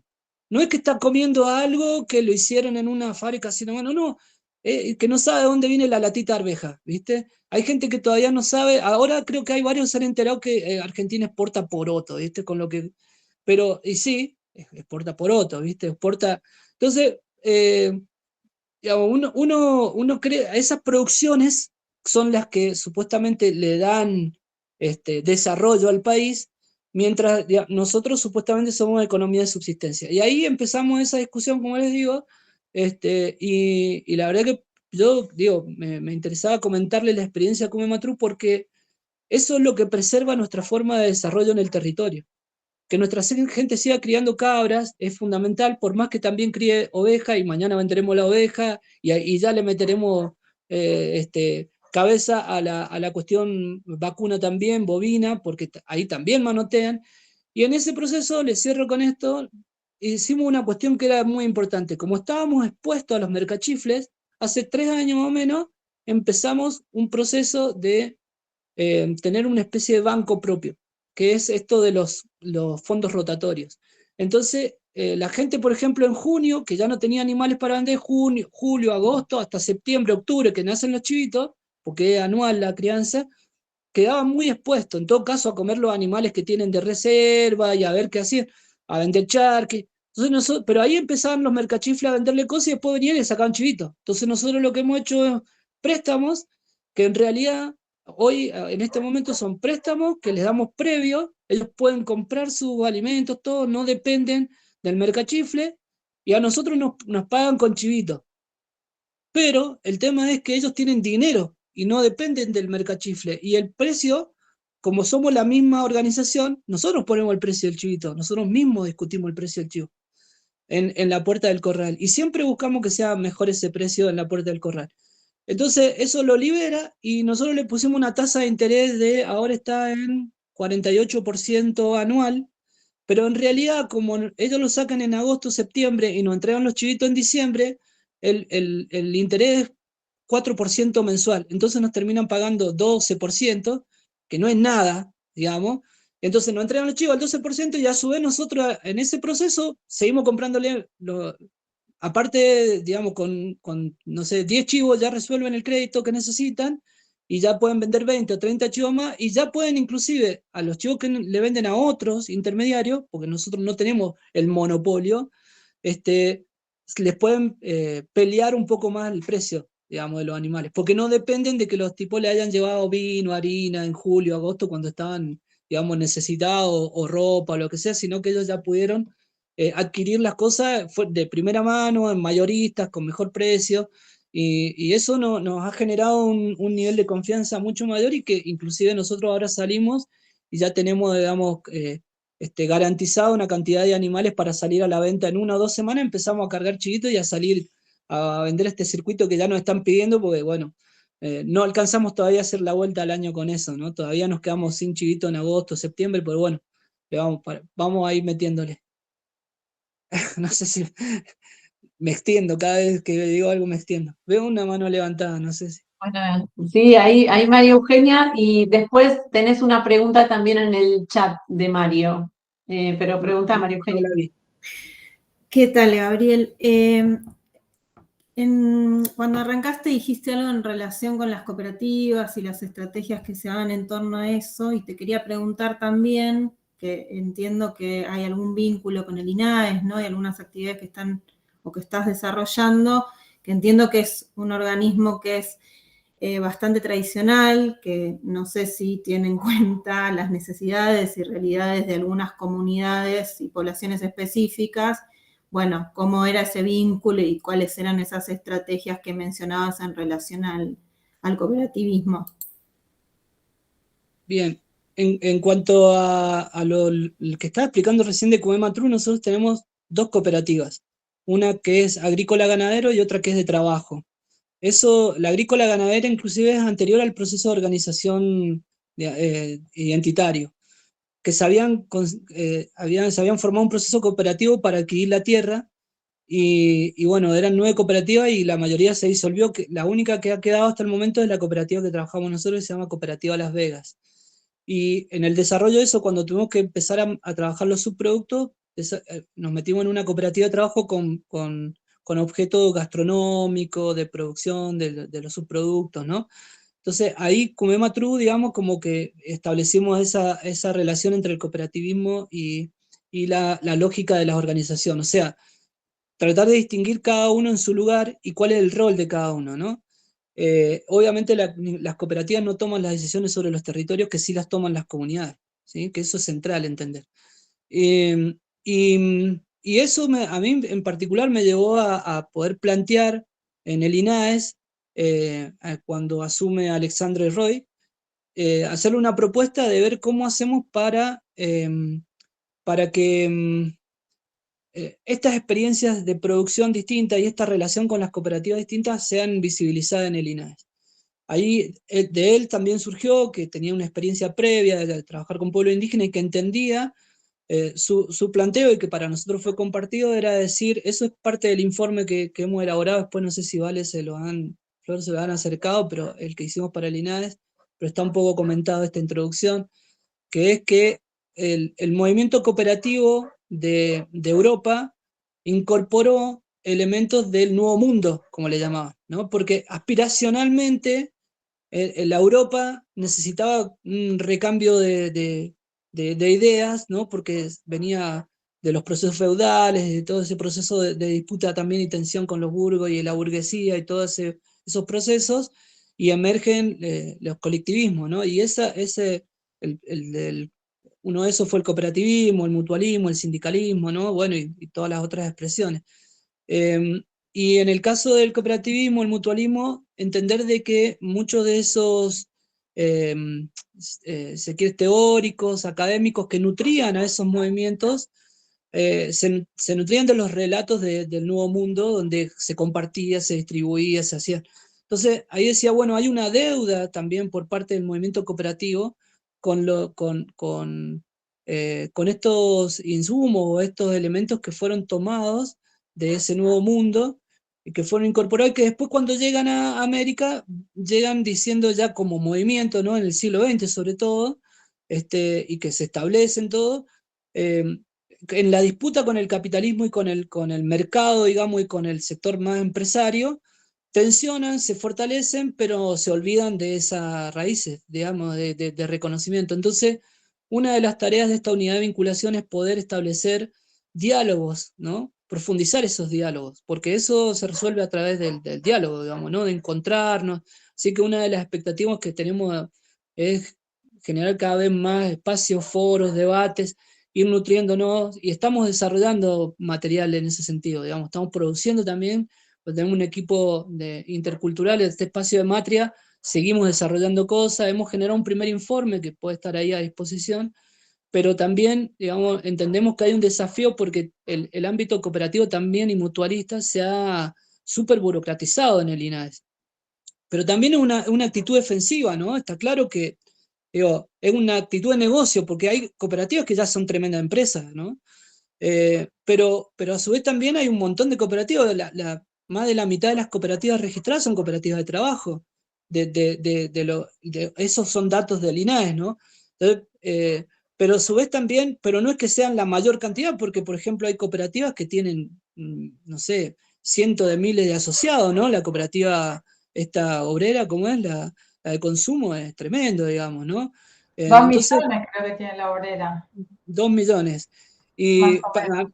hace unos días me acordaba, pues, veía la propaganda de YPF, ¿cómo es? La tarjeta YPF, y decía que tienen cuántos millones de asociados. Decía, mira, claro, esa dinámica, no sé si han visto la propaganda de la tarjeta esa que cuando vas a cargar en YPF te dan puntos. Sí, la Serviclub. Bueno, claro, Serviclub, y dice que tiene 14 millones de asociados. Decía, bueno, hay, digamos, lógicas que han impregnado también hacia ese punto, no lo quiero comparar con la Serviclub, pero sí sé que hay cooperativas que han tenido un avance muy grande en ese sentido, en sus estructuras, y hay una defensa, digamos, ¿no? Frente a ese otro mundo empresario de la unión industrial y de todo lo demás. Pero a su vez también esa burocratización también ha bloqueado otros procesos, entonces han abierto todo el proceso de cooperativa de trabajo, de programas sociales, pero también les niegan el proceso de avanzar hacia objetos sociales que contengan otras actividades de mayor alcance. Entonces también es un debate, y ahí nosotros lo que propusimos es el eje de la economía comunitaria indígena. Inclusive avanzar un poco más en eso, proponer un espacio de un registro, la resolución que establece la creación de la unidad de vinculación. Nosotros planteamos la creación de un registro, que no es un registro al estilo duro, es un registro mixto, que la idea es trabajar con el INAI, que es el Instituto Nacional de Asuntos Indígenas, con la Secretaría de Agricultura Familiar Campesina Indígena. Hoy vamos a trabajar también con el CIPAF, que es del INTA, que es un centro de investigaciones sobre la agricultura familiar campesina indígena.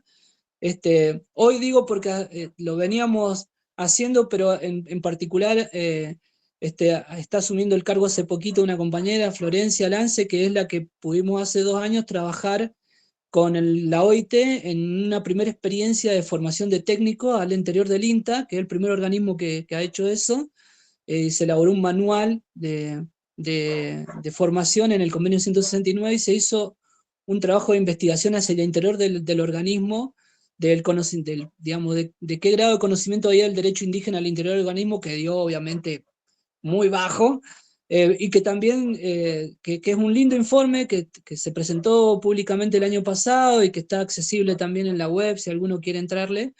Y es interesante, digo, bueno, ahora Florencia está ahí, pero vamos a acelerar porque ya tiene un sustento de trabajo. De hecho, Matria participamos en la coordinación y la elaboración de ese manual, y la intención es que en algún momento en el INAE se haga algo parecido, ¿no?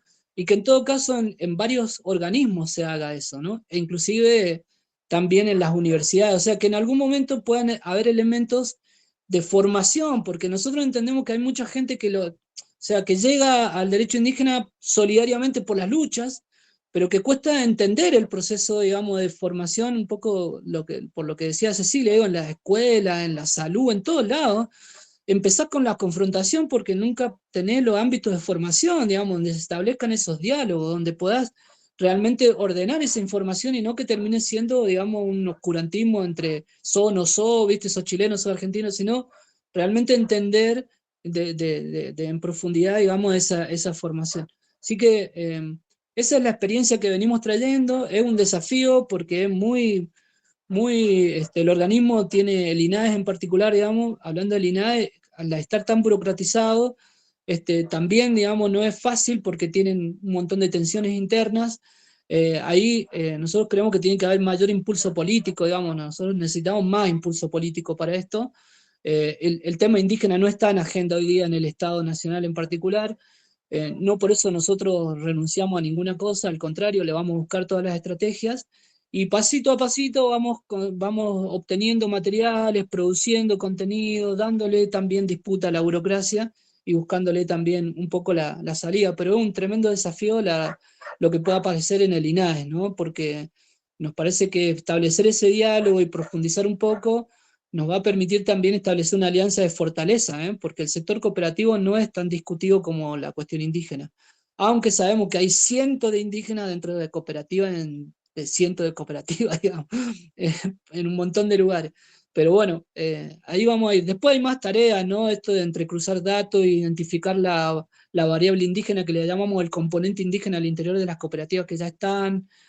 Bueno, pero eso lo tenemos como un desafío. Todavía tenemos que estructurar mucho más el área, ordenar un poco más internamente, y bueno, contexto de por medio, hay que entender también de que no es fácil la tarea por el momento, pero somos duros, somos huesos duros, así que le vamos a dar nomás. Acá teníamos, y ya para ir cerrando, porque ya son las 8:03, y acá Mario, perdón, ahí no, pero, no, Mario, sí. Dice Mario, pregunta, ¿existe alguna ley nacional específica que trate la actividad comercial de las comunidades o el funcionamiento? Eso. No hay normativa específica, hay normativa general, ¿no? El convenio 169 es un marco general sobre todas las actividades de los pueblos, se los recomiendo que lo lean. No sé si, ahí veo que Mario se unió, en realidad, no sé si está, pero... No, Mario estaba con mala señal, por eso estaba... ¿Cuánto mosquito? Bueno, estaba con mala señal, por eso dejaba las preguntas por bueno, pero si está por ahí Mario, le aprovecho entonces que está empezando la respuesta. Sí, hay un marco general, el marco del convenio 169, que es una ley, la 24.071 en Argentina, ya es un marco general. Después entramos un poco en la ley de medios audiovisuales, se incorporó aspectos de la cuestión indígena. También en la ley de reparación histórica de la agricultura familiar, campesina indígena, también hay aspectos. La ley 23.302 que crea el INAI, si bien está viejita, pero también es una ley que establece parámetros para acompañar el desarrollo de las comunidades indígenas, pero el punto de la comercialización es el debate que estamos viendo acá, ¿no? O sea, y que no es menor, porque no es solo de las comunidades indígenas, es de la economía de mercado frente a las demás economías, que entonces hay una discusión en que la economía es una sola, es la de mercado. Bueno, no, la economía es una sola, entendemos que sí, en términos abarcativos. Ahora, ¿hay diversidad? Sí, hay diversidad. No es solo economía de mercado, digamos, ¿no? Entonces, ahora, ¿qué otras economías hay? Bueno, discutamos un poco de eso, démosle un marco a cada uno, y si hay que sistematizar e institucionalizar en buena hora. Digo, nosotros hemos hablado, por ejemplo, de la institucionalización de la chulengueada. ¿Por qué? Porque entendemos que la chulengueada es parte constitutiva, cultural y productiva, digamos, de las comunidades. Entonces, la chulengueada es la cacería del guanaco, la cacería tradicional del guanaco. Entonces, por nombrar una de las que conocemos y de las que entendemos acá, y que aparte confronta con el sector conservacionista, confronta con el sector productivo, confronta con todas las supuestas controles, y después hay cazadores furtivos por todos lados, digamos, y hacen tremendos daños también.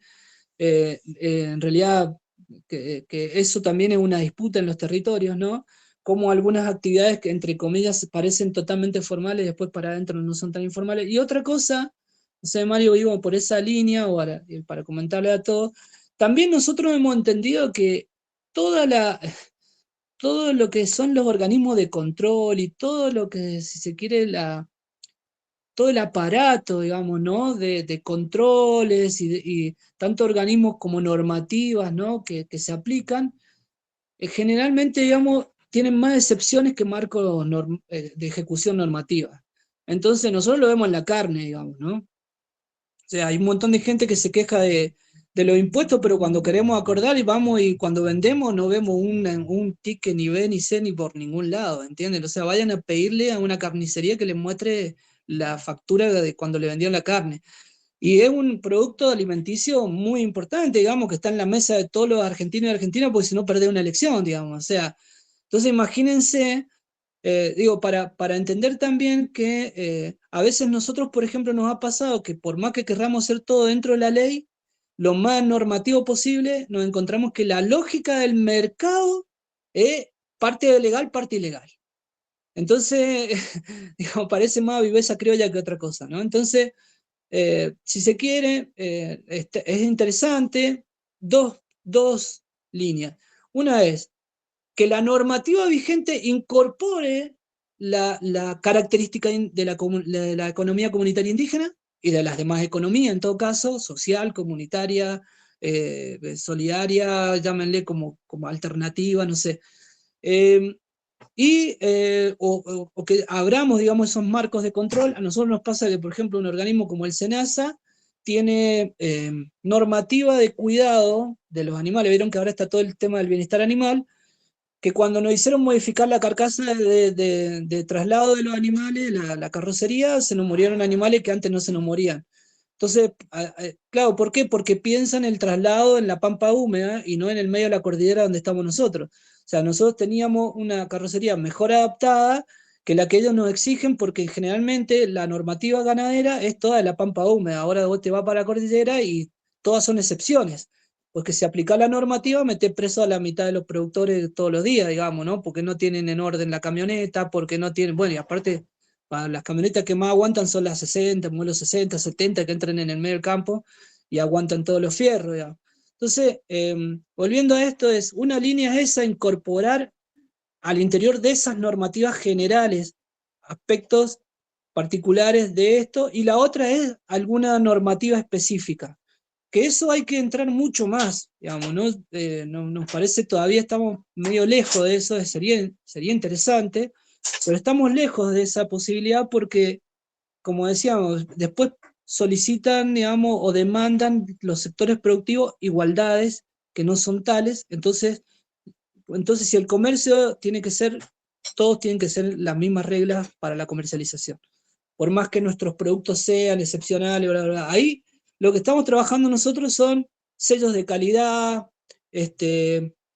certificaciones, proceso de certificación de la trazabilidad. Ahora estamos metiendo en un quilombito importante, en un lío, porque estamos metiéndonos en el tema de las ganaderías regenerativas e intentar discutir la trazabilidad del producto hacia el interior del territorio. Porque aparentemente como que la carne es carne cuando ya el animal, digamos, está muerto, entonces listo, ahora esto es carne. Y en realidad, digamos, un montón pero así todo, así sean papas, parece que la papa es papa cuando ya está en la verdulería o cuando sale ahí en el camión, digamos, pero en realidad todo lo anterior, todo el tratamiento cultural, sobre todo en los pueblos indígenas, que tenemos una relación particular con la luna, con los momentos en que se siembra, con la relación comunitaria, y cómo compartimos eso si es, digamos, es parte de lo que nosotros podemos ofrecerle al mercado o a otros para el consumo. eso también es trazabilidad. Estamos discutiendo eso también. O sea, para darle el valor agregado no es solo, digamos, que transformamos el producto, también es el origen, ¿no? Y ese origen metido cada vez más profundamente en la cuestión cultural y en la relación con esos territorios y el ambiente de esos territorios.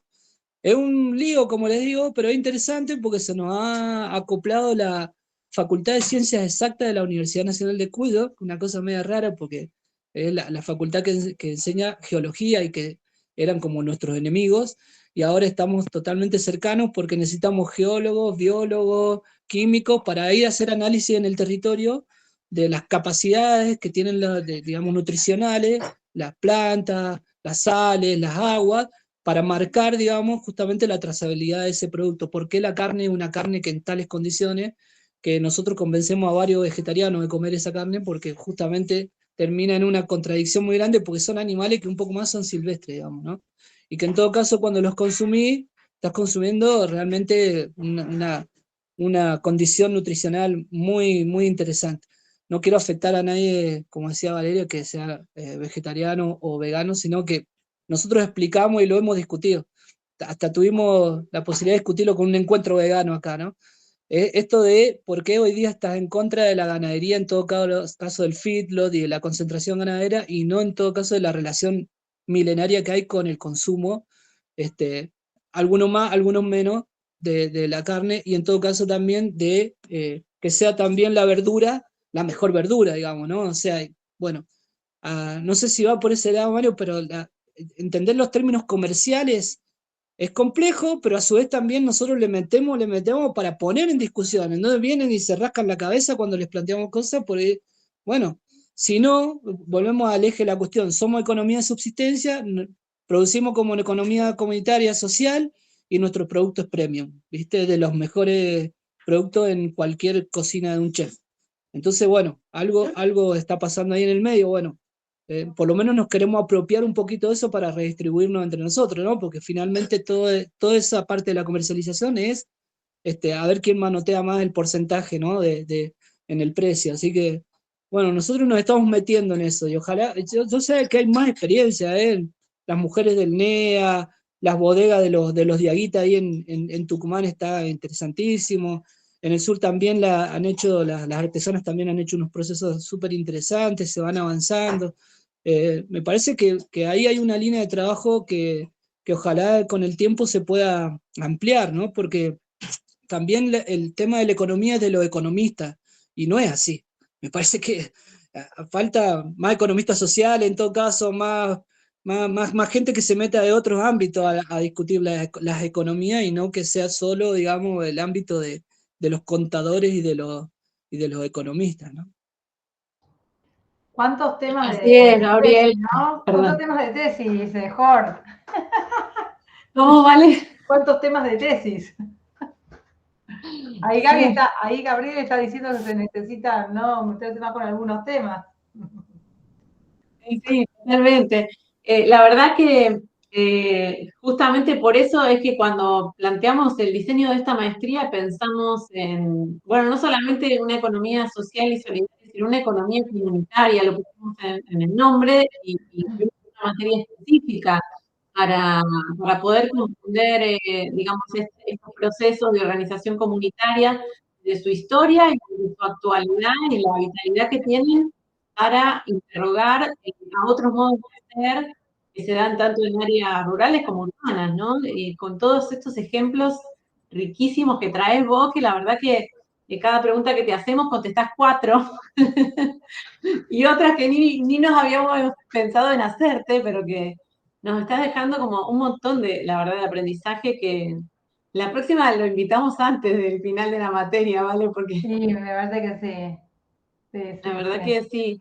Te agradecemos muchísimo, Gabriel. Estamos grabando este encuentro, que lo vamos a subir al aula. Bueno, queremos seguir en diálogo y contribuir en la medida de lo que podamos. Nosotras como docentes y coordinadoras de esta maestría y también, bueno, quienes se quieran sumar en pensar estos procesos porque nos parecen súper ricos, ¿no? Como más hoy en día cuando estamos con problemáticas, digo, como por ejemplo la cuestión ambiental y demás, y todas estas cuestiones que desde las comunidades se saben y se entienden, se comprenden desde siempre, cómo pueden alumbrar, ¿no? Otras formas de hacer y de hacer sustentable la vida, ¿no? Así que bueno, un millón de gracias y bueno, no sé si Vale querés hacer algún comentario adicional. No, agradecerle a Gaby por el tiempo, porque la verdad que siempre está predispuesto, ¿no?, a acompañarnos y bueno, ¿no?, y a compartir la experiencia de lo que viene realizando él y las comunidades originarias. Creo que sí, sobrepasó ampliamente las preguntas que teníamos para hacerle. Así que, no, y dejar la puerta abierta también, como nos pasó la otra vez, que bueno, surgieron otras preguntas y otras inquietudes de los compañeros y compañeras que estaban cursando, y Gaby, la verdad que también eso nos respondió la vez anterior por fuera de lo que fue esa clase que en la cual participó, así que agradecerte, Gaby. Y bueno, nada, esperemos que también, ¿no?, como dice Jorge, desde la maestría, te pueda de alguna manera, ¿no?, contribuir a esto, al análisis, ¿no?, y a colaborar para que estas prácticas se conozcan muchas más, no estén tan invisibilizadas, y aportar desde, ¿no?, desde los conocimientos que se imparten en la maestría también, que estén anclados bien en lo que está pasando, en este caso, en nuestros pueblos originarios, ¿no?, que hay mucho desconocimiento. Así que bueno, agradecerte, Gaby, por este tiempo. La verdad que nos encantó todo lo que nos compartiste. Entre Mañún Leimun. Muchas gracias a ustedes, nos agradecemos mutuamente. Cuando uno vieron, tenemos esa frase de que uno llega porque tiene que llegar y está en los espacios porque tiene que estar, así que eso es así. Agradecerles a ustedes que hayan estado compartiendo estos minutos. Nosotros siempre decimos, bueno, si pudiéramos compartir, es como cuando uno va a la casa del otro, nosotros decimos, después hay que pagar la visita, ¿no? Eso es cuando uno llega a un territorio y está ahí, se nutre de ese territorio, sobre todo el compartir la comida es central, digamos, porque es un vínculo ancestral, ¿no? O sea, está todo bien hasta que empezamos a comer y listo, ahí se resuelve el tema, ¿no? En todo caso habrá discusiones si le quedó más cocinado, menos cocinado, los gustos, pero una vez que se comparte, la verdad que es un momento importante. Yo ahí a Vale la conozco porque vino a estos territorios, así que hay siempre un ida y vuelta, siempre hay un intercambio. Nosotros siempre invitamos el día que quiera alguno pasar por acá, siempre están los contactos. Alguno va a encontrar de nosotros por ahí, va a poder dar una vuelta, capaz que se encuentra con alguna novedad. Y bueno, y por el otro lado, bueno, a disposición, siempre que se pueda, digamos, porque la verdad que me avisó un montón, la Vale hace un montón de tiempo, yo lo dije, bueno, ahí está, señalado, si no, capaz a veces uno anda en otro ritmo y ya estaría de nuevo en algún otro lado haciendo cosas, pero no, para mí es importante compartir cada uno de los momentos, más si le queda gente ahí que lo va a ver después, también les saludo y que lo aprovechen también, que nos aprovechemos con este intercambio. Y decirles que también hay experiencias, digamos, en todos lados, y eso es, no sé si decirlo como una debilidad, digamos, de comunicacional de los pueblos indígenas, pero tenemos dificultades para transmitir esto de otra forma, ¿viste? A lo mejor viene la televisión pública y saca a una de nuestra gente haciendo artesanía, pero es muy difícil identificar, digamos, porque de la actitud folclorizante, digamos, ¿no? Entonces, por ahí corrernos un poco de eso y mostrar de otra manera y que entonces no sea siempre la cuestión del conflicto o la cuestión de la tensión, sino cuánto podemos compartir y cuánto pasa realmente y cómo eso también levantar un poco la presión sobre nuestra gente y sobre lo demás, porque aquel que discrimina tampoco es porque se nació así, ¿viste? Y le gusta ser así, sino porque a veces se ha instalado toda una situación. Entonces, espacios como estos sirven para profundizar los diálogos, para intercambiar, siempre están buenísimas las preguntas porque uno también tiene esa responsabilidad, a mí me toca y yo le agradezco porque después me toca ir a discutir otro ámbito y digo, estuve con la gente de la maestría, van a ver, ahora tengo otros amigos allá, no vengo solo. Entonces uno ya ha charlado, dice, ya me preguntaron tal cosa, y algunos que vienen con mala fe también a veces con las preguntas, así que, bueno, agradecerle a usted y a disposición, Vale, Flor, y a quienes han estado. Bueno, Cecilia, un saludo para allá, para el sur, Siempre hay que mandar saludos para la gente.